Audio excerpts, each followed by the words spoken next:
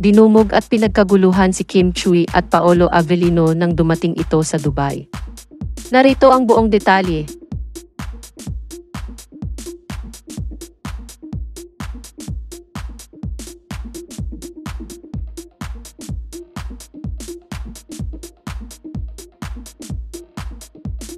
Labis ang saya ni Paolo Avellino at Kim Chiu nang salubungin sila ng mga kababayang Pilipino sa airport ng Dubai.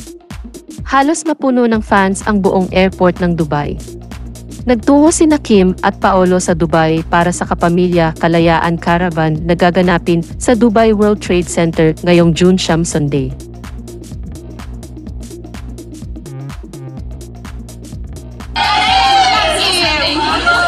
Paolo, patanggal daw ng bus.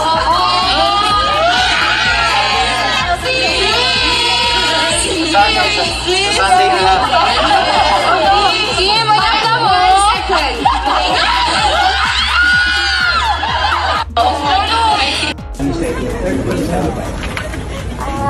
We're very happy dahil daming sumalubong sa amin mga kaibigan natin dito sa Dubai. And so excited na kami for Sunday.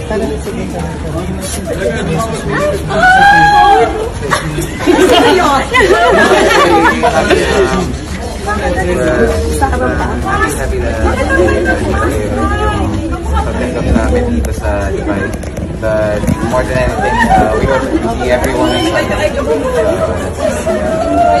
Okay, so you'll be performing on June 9. June 9 po. So baka pwedeng i-invite ulit.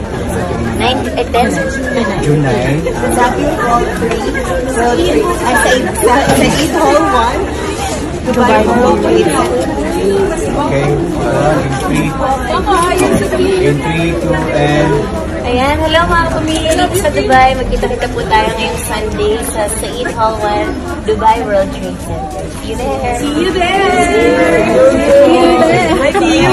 Last message for your whole fans, 1 million OFW dito sa UAE. Nag-aabang sa inyo. So, any message sa mga OFW? Okay, follow. In 3, 2, and... Yes, sa mga kabayan, sa mga kapamilya nating OFW or immigrant dito sa Dubai and UAE, we just want to say thank you for your hard work. Kumbaga,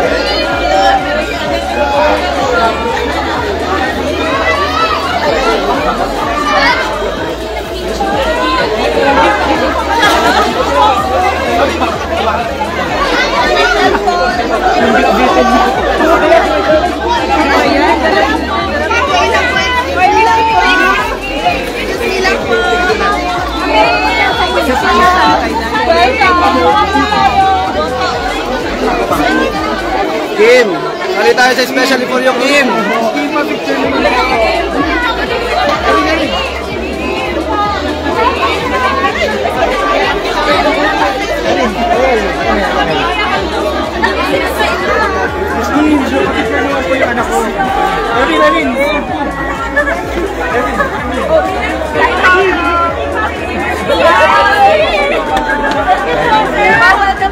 Erin! Kim!